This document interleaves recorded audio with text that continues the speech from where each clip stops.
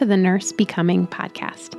I'm your host, Amanda Guarnieri from the Résumé RX, and this is the podcast that's dedicated to empowering and encouraging nurses along your path of professional and self-discovery.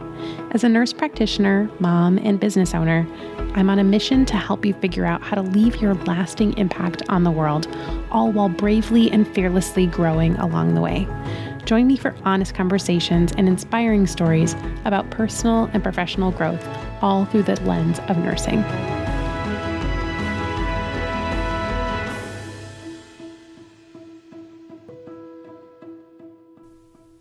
Well, hey there, it's Amanda.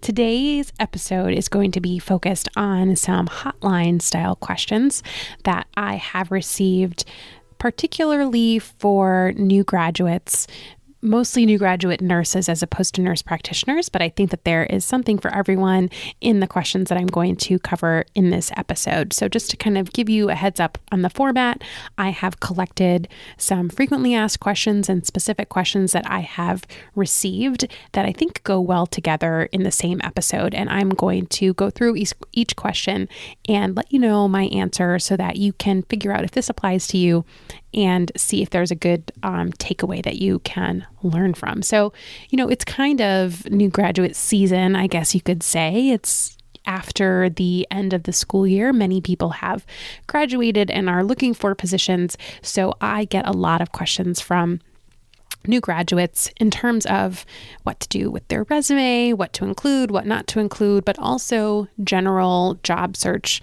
advice. So I'm going to go through some questions that I got recently, and we're going to start with a question that I received that says, "Hi, as a student nurse, what can I do now that I can add to my resume that'll make me stand out when obtaining a job?"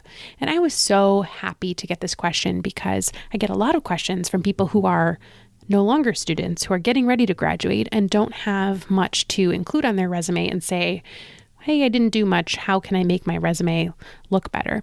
I much prefer to give the answer to this question because if you are still in school, you have an opportunity to do some things that will make you a more competitive applicant when you graduate.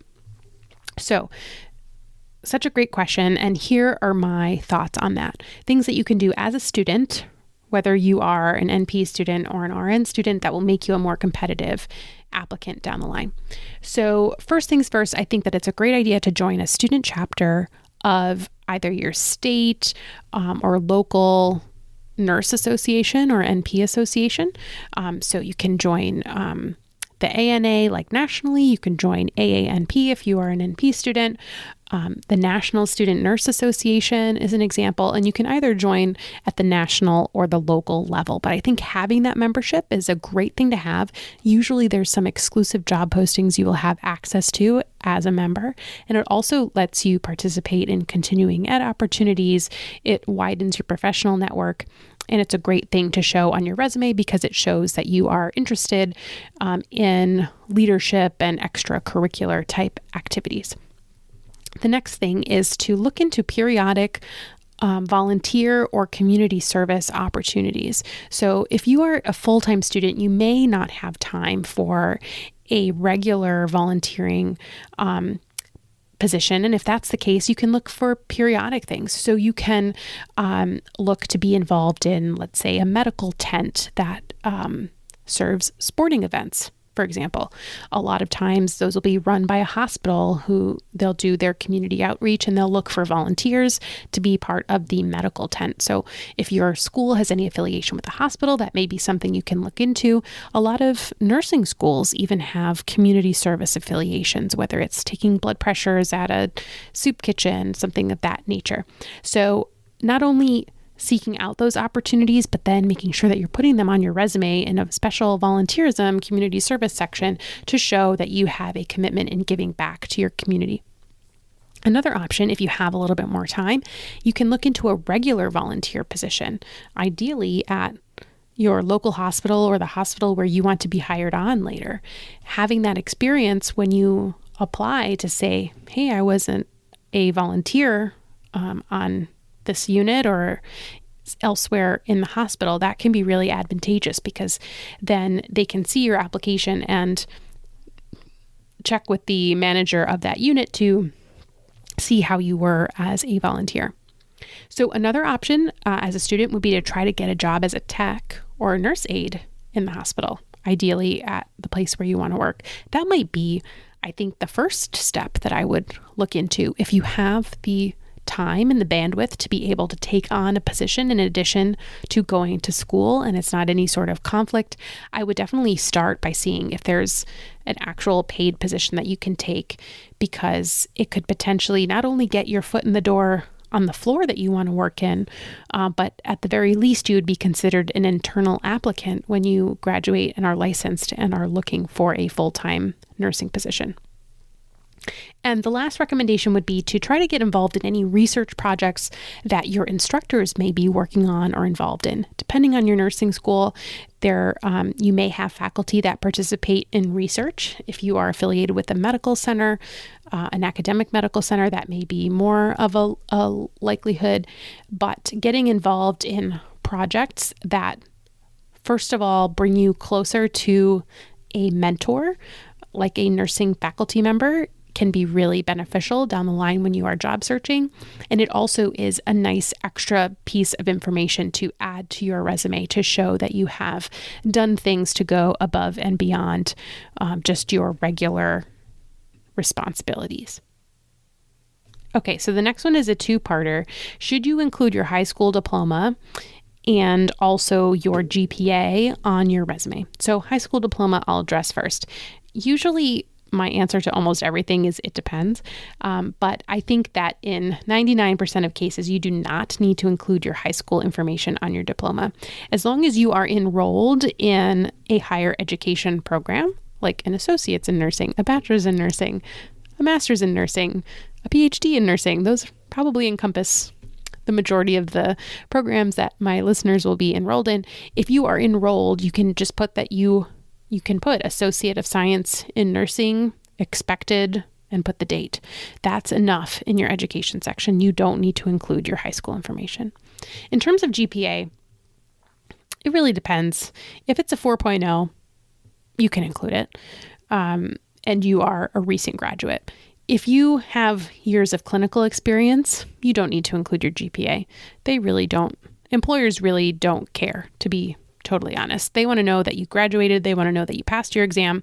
And if you're experienced, they want to know that you were a productive employee in your previous position. The GPA does not matter. Exceptions to this would be if you are a new graduate and you have no clinical experience to showcase, it can be helpful to include a high GPA to show that you have some sort of aptitude.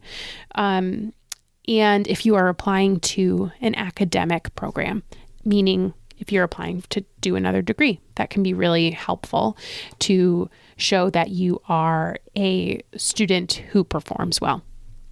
But that said, if you don't have a great GPA, leave it off. No one's going to ask you about it, except in the case of maybe applying to graduate school. So the next question is, should I include details under my clinical rotations? And this is, it depends, is the answer to this. I'll be honest, when I write resumes for other people, I don't typically include details under the clinical rotations.